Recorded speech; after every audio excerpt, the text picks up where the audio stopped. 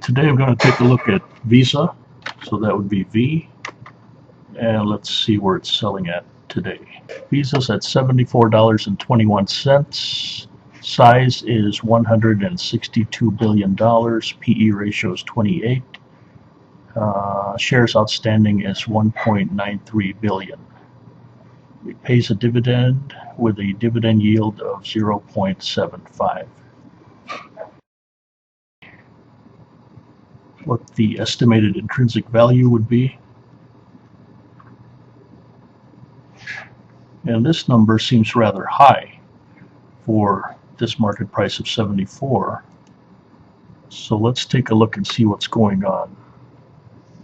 The site claims a projected 18% growth rate, a rather high net profit margin of 60 there, and let's see how many shares they used.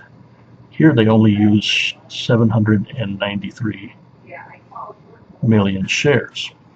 However, from a previous look at their 10K, which we'll do now, it appears that that site is understating the amount of shares that we should be using in that assumption. So I hit the 10K button, go to the documents, bring up the last 10K, and the first thing that caught my eye was that Visa has both Class B and Class C shares. There were 1,946,442,415 shares outstanding of the Class A common stock. And it also says that there was 245,513,385 shares of the Class B, as well as 19,587,524 shares of the Class C. So now when you add all three figures together, approximately in the neighborhood of 2,211,543,000 shares outstanding. So that is the figure that we probably should use in doing our estimation model, and use that number of shares outstanding. And instead of 793 million, I'm going to use 2,211,543,000. Now, if that's in millions, then we should put the period right here.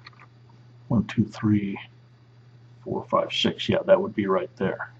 Then we do a recalculation of intrinsic value based on this growth rate at 18. Now we're down to 93. Then you also have to say to yourself, will it really maintain this 18 over the next few years? And I think with the increased competition in cards and electronic payments, we can probably knock that down to about 15 and recalculate. See, now we're getting close to fair value, which is 74 and 75. Now it's hard to think that they would maintain this high net operating profit margin, but not to be too tough on them, I'll only knock it down a third. So I will say 40 here. Oh no, I'll be more liberal, I'll say 45, just to be slightly liberal on that figure, and recalculate. And as you can see here, the intrinsic value now drops to $56.26. If my assumptions are correct here, then Visa is not a bargain today. In order for Visa to be a bargain with this many shares outstanding, they would have to be grow at a higher rate than 15. And so let's see, if the previous figure that the website had used was 18, let's see what they could do at 17. And still 64.89 is the estimated intrinsic value.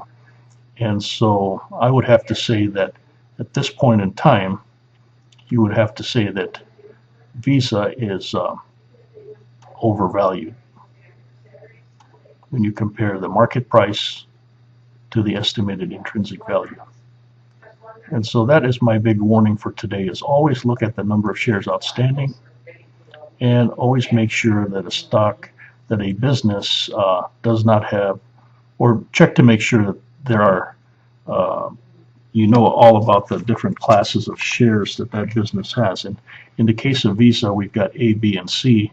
And on their 10K, it says that the B's and C's are going to be rolled over into the A's. So that's why I use that figure there. Business meaning